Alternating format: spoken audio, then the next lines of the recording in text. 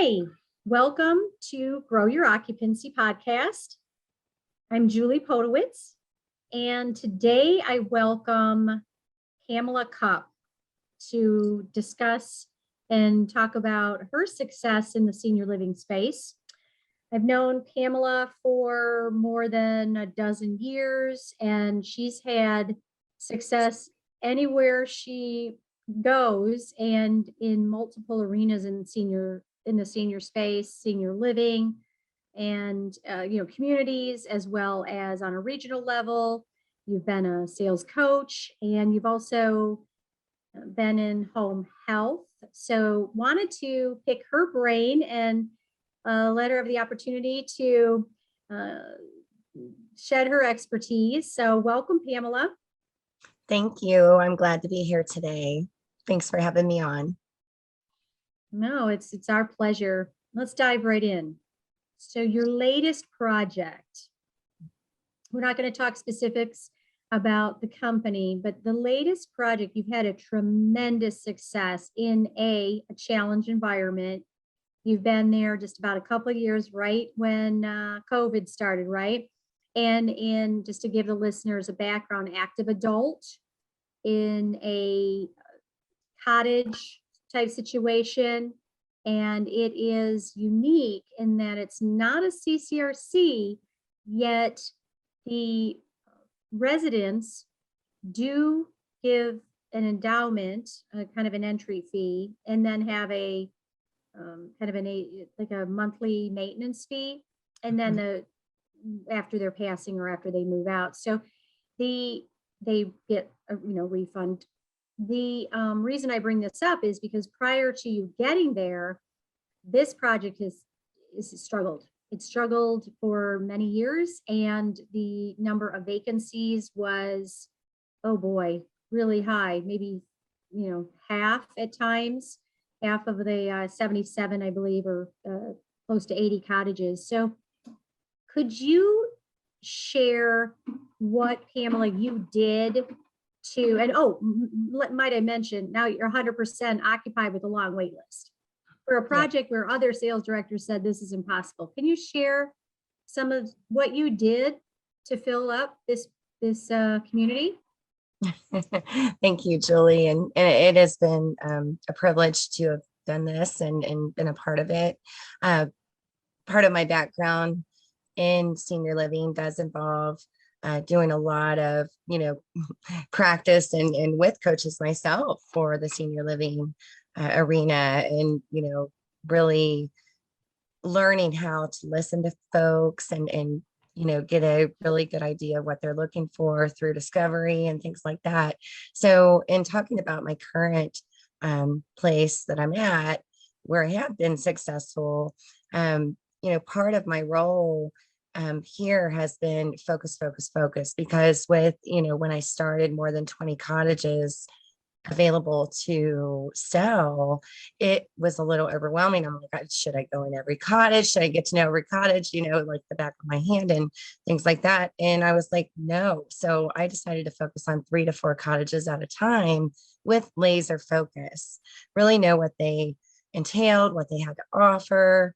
Therefore, when I spoke with prospective residents or their families calling or coming in, I knew exactly which one of those to show them, and I knew exactly what would meet their needs. So rather than get overwhelmed by so many options, I definitely cut it down to 3 or 4 at a time, and then, build off of that.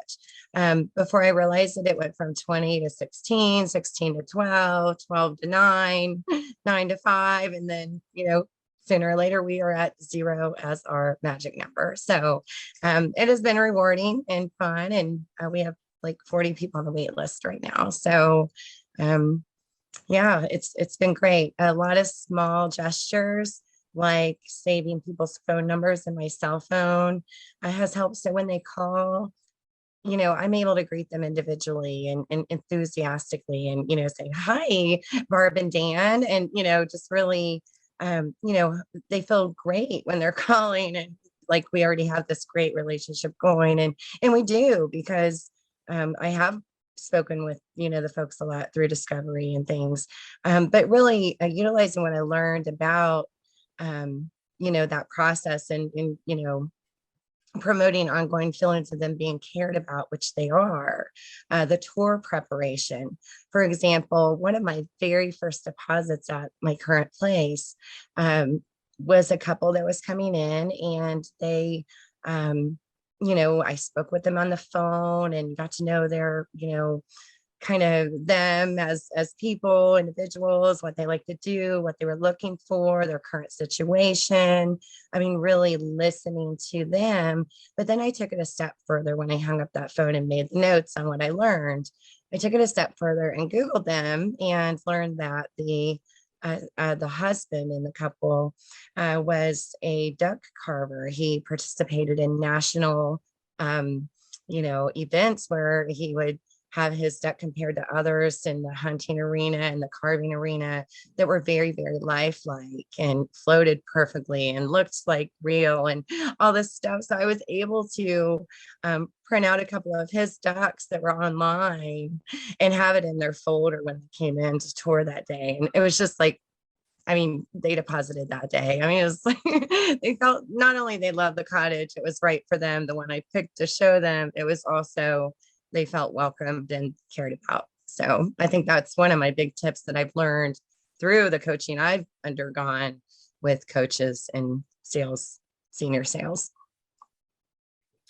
Love that. So it sounds like connections, great listening, the discovery, learning about them. And it's important for every single customer at every level of care, but especially this active adult market where the need, quote unquote, isn't as great, maybe, right? And as perhaps memory care, where there's no, someone's life may be at risk, right? Or say no other option, not to say everybody moves into memory care though.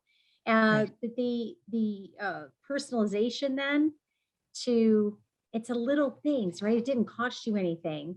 You'd never met them. So it was in their packet, right? So that taking not just the listening and the discovery, but really putting action behind it. What would you say to someone listening who said, oh, I don't know, I feel, is that stalking? Would they feel on thinking like I went on their Facebook and printed out, or I went in Google or whatever and pulled out their pictures of their duck carvings? How would you respond to that? What I would say is they're coming to you. You've already learned what their, I guess, hot spots are, and the reason why they're seeking you out. They're coming to tour. They're making the effort to come in physically. That means a lot. Take every bit of advantage of that opportunity that you possibly can. If it's somebody that would be offended by you, showing them that you do care about them and that the community would feel the same way about them, then they might not be the right customer for you. But I would do everything I can to make them feel welcomed and, certainly cared about in the process, because that's going to that made that whole move-in process go so smoothly with this couple. The communication was there. The phone calls back and forth, sometimes the difficult conversations that we have that we don't want to have, those feelings that we have to lean into a little bit more is what actually gets us to the points that we want to get to. So put those fears aside and just do it. And it leads me to ask you more about mindset, because as you're talking, I'm thinking, maybe that's a great example of overcoming one's own mindset or own mental block, right? If we're focused on, well, what if they get offended, or well, I would feel X, or I look like a stalker. Perhaps it's to your point, more of a look in the mirror, sort of a mental block. I that through the years that I've known you, if you don't mind me saying, you have, one thing I really admire is you work a lot and focus a lot in your own mindset. You've been in sales many, many years. You've had many, many rejections, many losses, like we all do in sales, many wins, but many losses.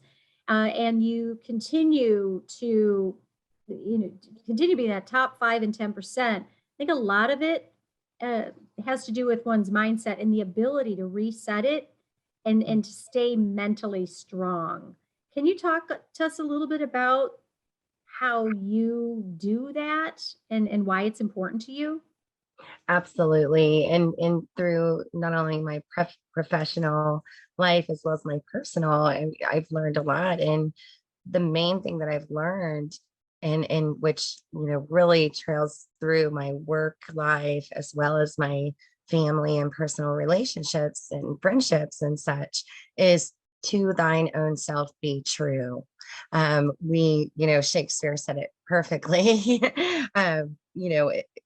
Have the boundaries that we need to have with folks. I mean, like I said, if it's not the right people coming into the community, I mean, you've done the discovery, you've gotten to know them, you're going to know it. And so, being a little selective too, and not just going for the sale because you're doing the work that's needed to actually get to know the person that's prospecting. If you're true to yourself and you're not just pleasing people, you'll find that, through the honesty, it not only builds trusting relationships, but it also keeps the integrity of the sales process flowing in the right direction. And that's what I've found every single time through learning that single thing is to find oneself be true.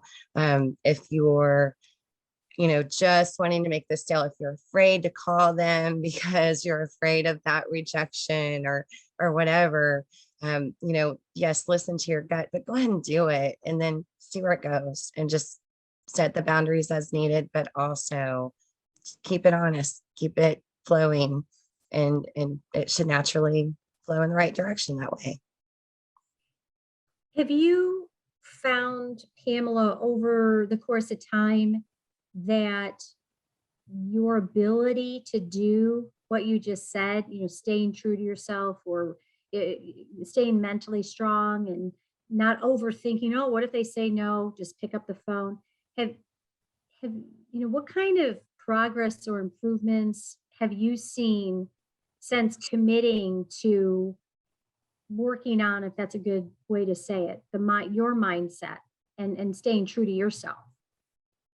I found that having honest, being honest with yourself promotes honesty with others. So you're never going to make a sale that is not quite the right sale that way. You're not going to overpromise and underdeliver like so many of us have done in the past through our learning and trials and errors and things like that. We're not going to promise the sun, moon, and stars when we can only promise the moon.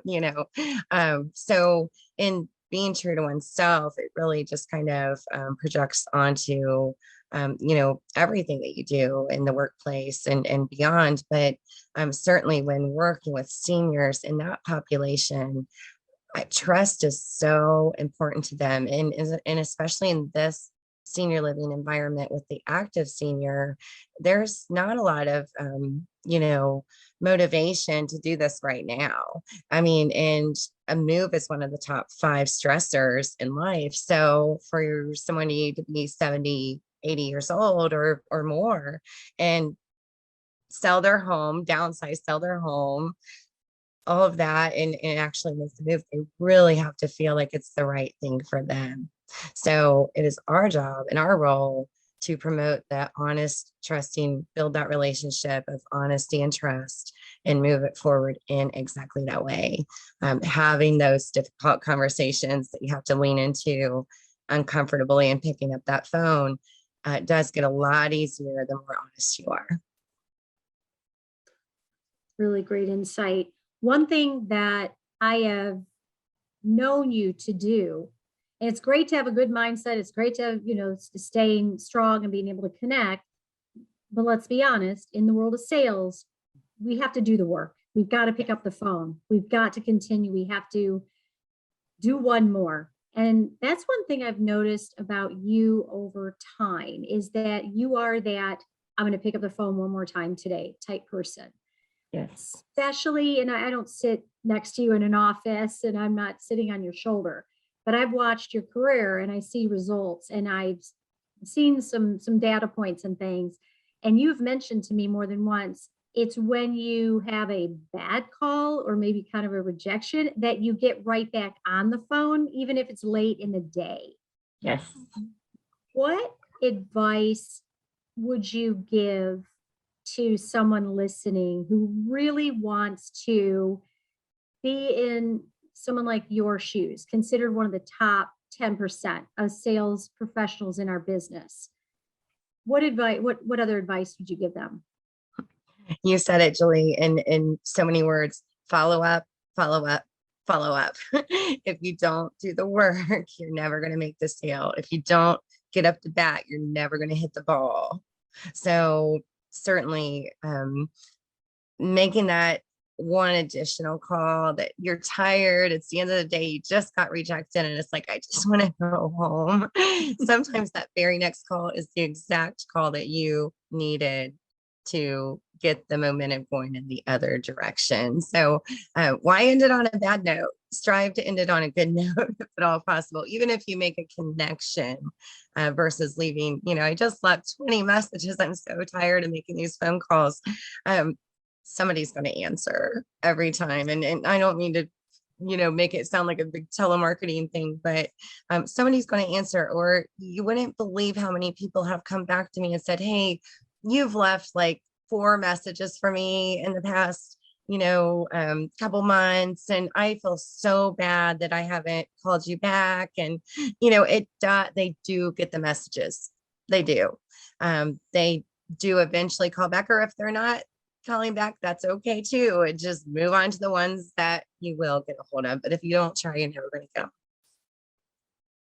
Follow up, follow up, follow up. That's great advice. It is great advice. And doing the one more call, especially to your point, when it was like, oh, geez. And we've all, if you're in sales and you haven't had a day where you've picked up the phone and had no's or no response pretty much all day, you're not picking up the phone enough. Yeah. It's like, I think it was Reese Witherspoon I read once, where she said, if you're a parent and you haven't yelled at your kids, you're not around your kids enough, right? And I just thought that was so funny, right? If you haven't been rejected a lot in sales, you're just not doing it enough, right? Yep. And it's never personal. It's never personal. But if we do the discovery, we do the work, if we do the follow-up, it will make a difference. Well, Pamela, I could talk to you all day and pick your brain. Would love to continue this conversation, hopefully on another podcast, because you, again, you've just had consistent results in many different areas and arenas in the senior space. And is there any additional advice or thoughts you'd like to provide our listeners before we conclude today? Just a couple of other things that's helped me in my current place is, we've worked very hard to have a good user-friendly website with a great search engine optimization. And if it is affordable, that's very helpful to reach out to the right prospects, the ones that meet the criteria that would be most likely to come.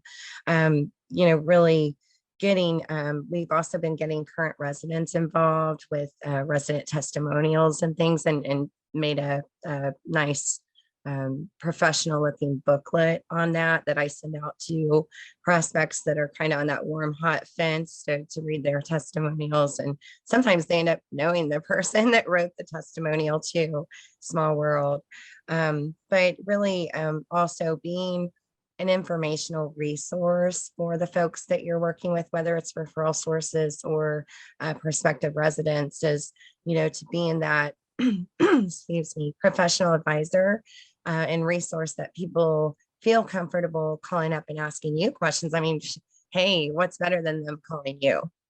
I mean, we dial out so many times, but what's better than them calling you? And for them to go to you as a knowledgeable expert in the industry says a lot. And they're going to remember your community that way as well. And when they're ready, or when you've, helped them through what they needed to get through to be ready, overcoming those obstacles and things, which they've felt comfortable working with you on, they're going to come. So, providing, certainly, video walkthroughs, and just really being that informational resource, sorry, for folks. Rather than wasting the advertising dollars on ads and, meetings with the wrong types of people and the wrong referral sources and things. I mean, really to put the focus where it should be. And I know every community is different. No two sales are alike. I mean, I can move one person in this week and another person in next week, and totally different situations, totally different dynamics and things that are involved with those, which is why we have to be a lot, amiable and things.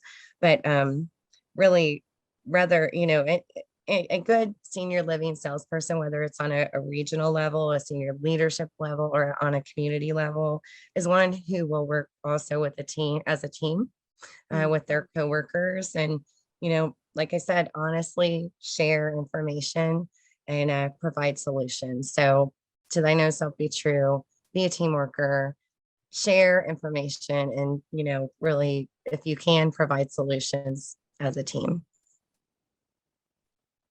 Pamela, thank you so much for talking with me today. I thoroughly enjoyed it. Thank you all for joining Grow Your Occupancy, and we will see you on the next podcast. Thanks for having me, Julie. Nice to see you.